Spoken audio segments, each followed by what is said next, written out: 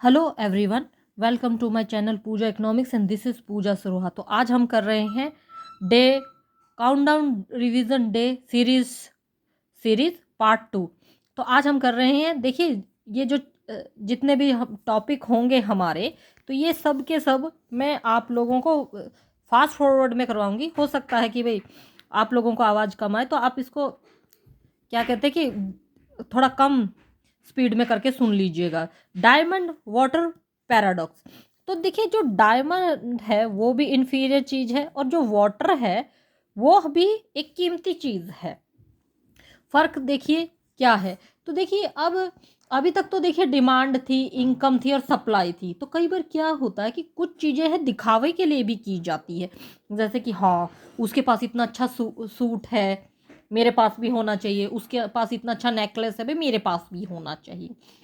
तो देखिए, तो अब ये जो है डायमंड वाटर पैराडॉक्स, ये हमारा दिया था एडम स्मिथ ने।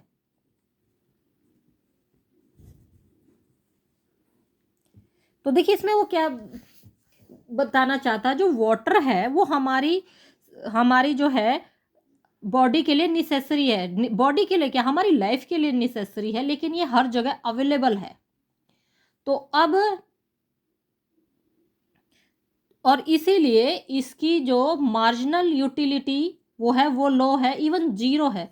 लेकिन जो डायमंड है वो एक तरह से इंफीरियर गुड में आता है, तो ये एक प्रीशियस चीज है। और लेकिन इसकी जो मार्जिनल यूटिलिटी है वो हाई है, और कई बार इसके प्राइस भी हाई हो जाते हैं। तो ये था हमारा डायमंड वाटर पैराडॉक्स। मतलब यहाँ पर मैं ये नहीं कहती कि आप वाटर को छोड़ दीजिए और डायमंड को आप एक्सेप्ट कीजिए, नहीं। वाटर प्यास बुझा सकता है, डायमंड नहीं। लेकिन एक टाइम में हमें हमारे गले में, उंगली में भी डायमंड चाहिए होता है। तो ध्यान रहे कि कोई भी आप लोग जज्बाती ना होइए, हम लोग यहाँ पर इकोनॉमिक्स पढ़ रहे हैं। डायमंड एक प्रीशियस चीज है, तो ये हमारी प्रेस्टीज लेवल को दिखाने के लिए इसका इस्तेमाल किया जाता है, तो इसीलिए इसकी प्राइस भी हाई होता है। हाँ, वाटर हर जगह अवेलेबल होता है, ये हमारे शरीर के लिए तो ज़रूरी है, लाइफ के लिए ज़रूरी है, लेकिन ये हर जगह अवेलेबल होता है। Second one is law of equi marginal utility. तो यहाँ पर ये इसका फॉर्मूला है। तो ये इसका मतलब है marginal utility of goods X, और ये price of good X, marginal utility of good Y and price, और ये हो गया हमारा मार्जिनल यूटिलिटी ऑफ मनी। ये क्या है कि अगर कंज्यूमर अपने ऑर्डर को मैक्सिमाइज सेटिस्फेक्शन करने के लिए दो या दो से अधिक चीज़ों का इस्तेमाल किस तरह से करेगा कि उसकी जेब पर ज़्यादा इफेक्ट ना पड़े। तो अब इसके अजम्पशन क्या क्या है कि इनकम जो है, इनकम फिक्स है, इनकम जो है ये फिक्स्ड है।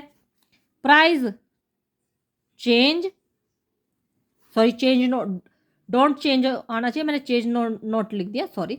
और जो सब्स्टिट्यूशन इफेक्ट है वो अवेलेबल होते हैं हर जगह। अब देखिए इसकी इंपॉर्टेंस देखिए क्या है। ये कंज्यूमर, ये बेस है, कंज्यूमर एक्सपेंडिचर,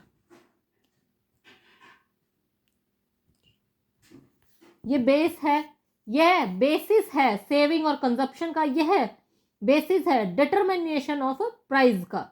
तो अब नेक्स्ट वन इज, ये इसके इंपॉर्टेंस है। तो नेक्स्ट वन इज, ये हमारे इंडिफरेंस कर्व होते हैं।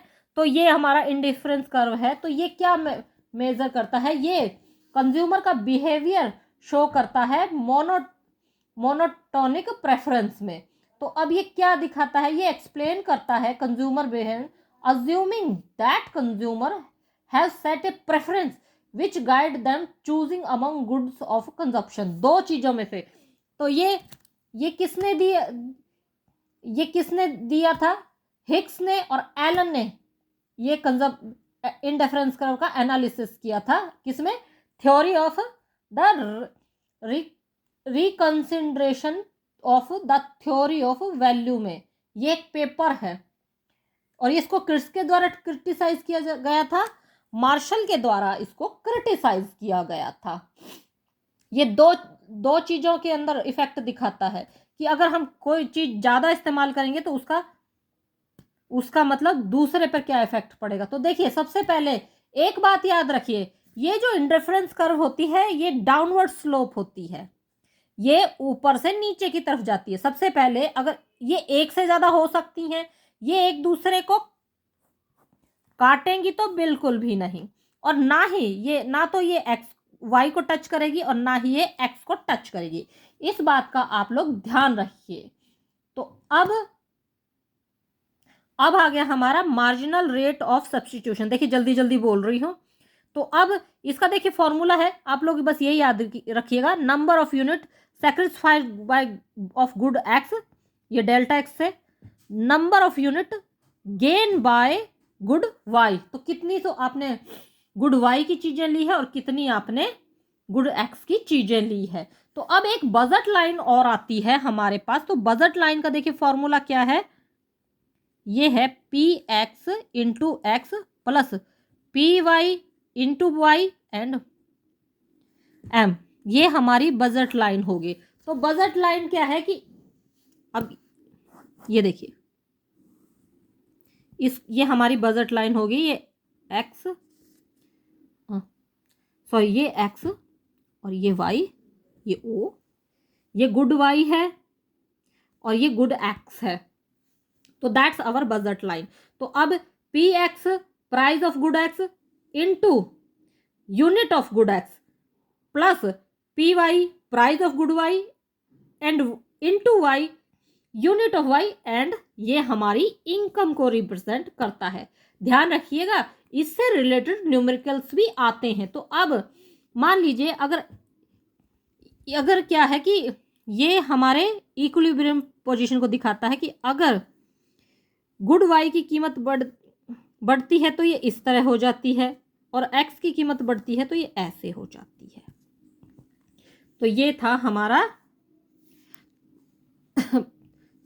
माफ कीजिएगा, बजट लाइन है, ये हमारा एक्सप्लेनेशन। ये फॉर्मूला आप याद रखिएगा, इससे रिलेटेड हमारे क्वेश्चन आते हैं। तो अब आते हैं हम हमारे एमसीक्यूज में। तो देखिए MRS यानी कि marginal rate of substitution, formula आप है ये इक्वल टू 0। ये देखिए, ये इसमें हमें क्या करना है, हमें ये आपस में ये लिस्ट मैच करनी है। अगर marginal substitution rate of substitution 0 है तो क्या होगा, कांस्टेंट बट नॉट 0 तो क्या होगा, डिक्रीजिंग है तो क्या होगा, और इंक्रीजिंग है तो क्या होगा। तो ये है हमारा इसका answer.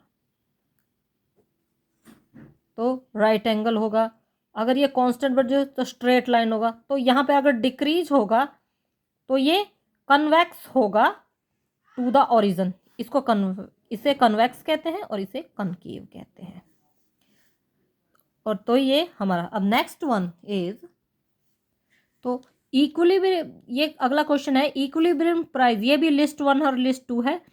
Equilibrium price is the price where the, इनमें से देखिए क्या है, excess supply can be defined, ये क्या है। तो देखिए डिमांड का एक कॉन्सेप्ट आप समझिए, अगर इनकम बढ़ेगी तो डिमांड बढ़ेगी, डिमांड बढ़ेगी तो सप्लाई बढ़ेगी।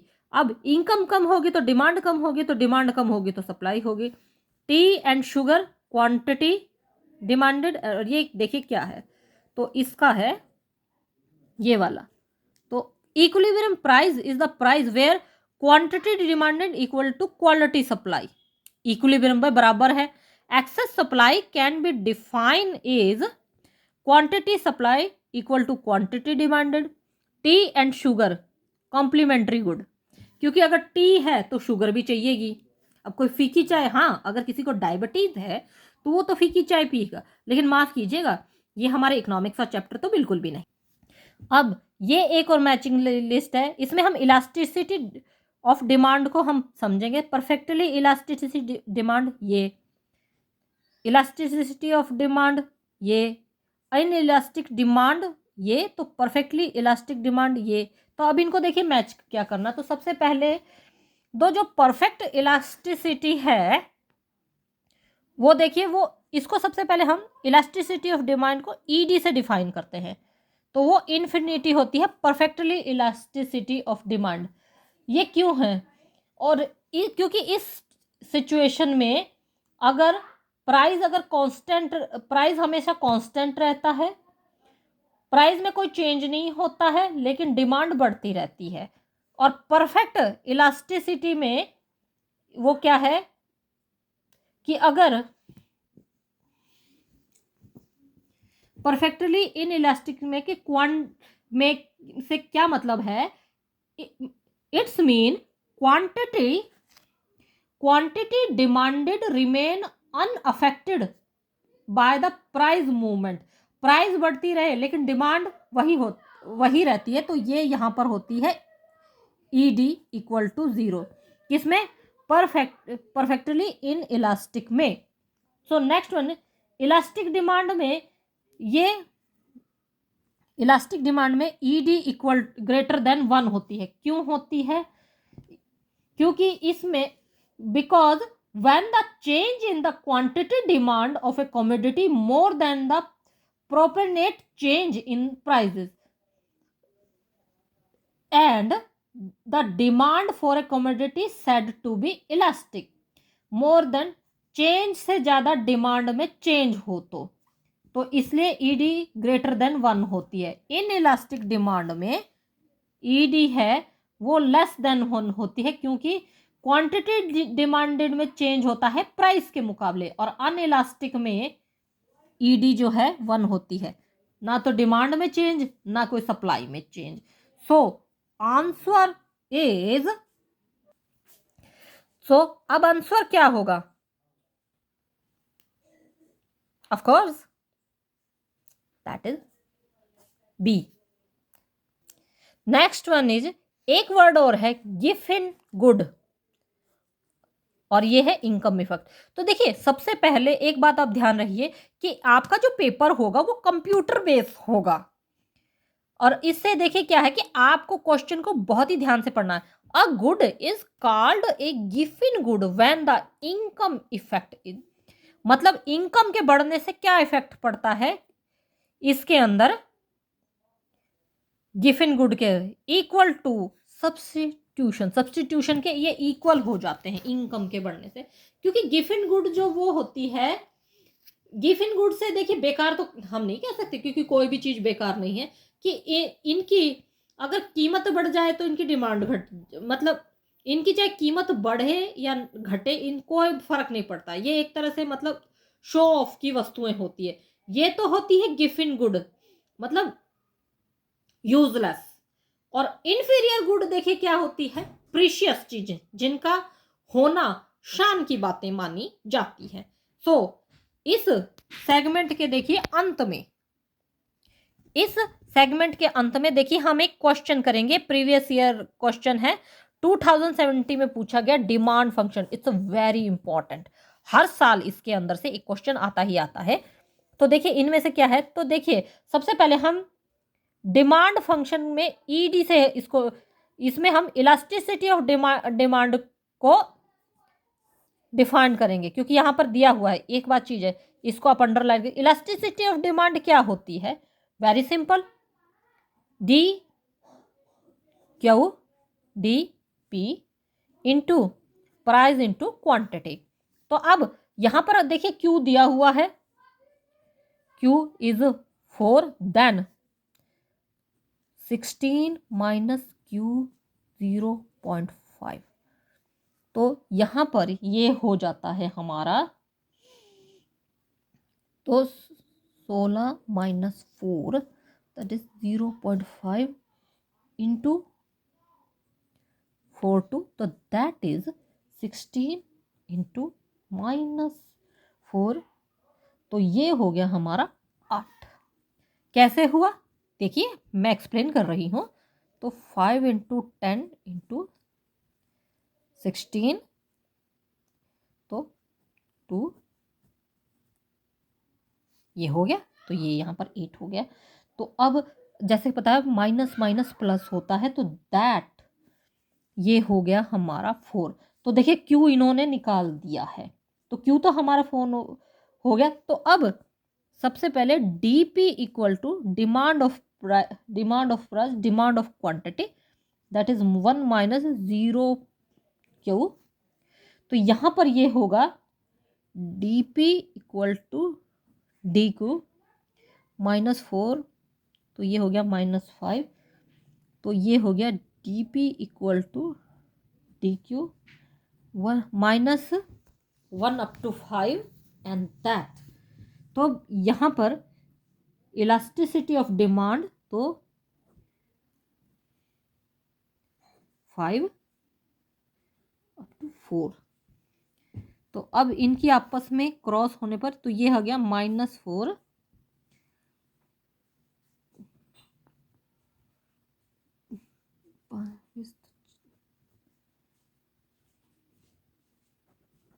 तो ये हो गया हमारा, इनका आपस में जब हम क्रॉस करेंगे तो ये हो गया हमारा 0.2।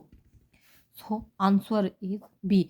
ये फॉर्मूला आप लोग याद रखिएगा। सो आज का सेगमेंट हमारा यहीं तक, फिर मिलती हूँ आपसे, तब तक के लिए स्वस्थ रहिए, खुश रहिए। और हाँ, एक बात और, अगले सेशन से यूजीसी नेट है उसका सिलेबस में चेंजेस होने वाला है। सिलेबस जो है नेक्स्ट ईयर से चेंज होने वाला है, इसका इस बार कोई इफेक्ट नहीं पड़ेगा। तो देखिए नेक्स्ट ईयर जब आप जून में एग्जाम देने के लिए सोचोगे तब उसमें आपका सिलेबस जो चेंज होगा, तो देखिए घबराने वाली बात नहीं है। ज़्यादा से ज़्यादा 20% एंड 30% है, वही उतना ही सिलेबस में चेंज होगा। So all the very best of. And एक बात और, आप मेरे जो चैनल है उस पर अपना फीडबैक ज़रूर दीजिए, ताकि मुझे पता तो चले कि मैं अच्छा पढ़ा रही हूँ या ख़राब पढ़ा रही हूँ, ताकि मैं अपनी कमी में सुधार कर सकूँ। तो देखिए जब अभी मेरा 10-15 दिन और ट्रीटमेंट चलेगा, तो मैं जो भी लेक्चर होगा इस तरह से कॉपी पर ही दूंगी आपको, और मेरी पूरी कोशिश रहेगी कि बेहतर से बेहतर आपको प्रोवाइड करवा सकूँ। Thank you very much and good night.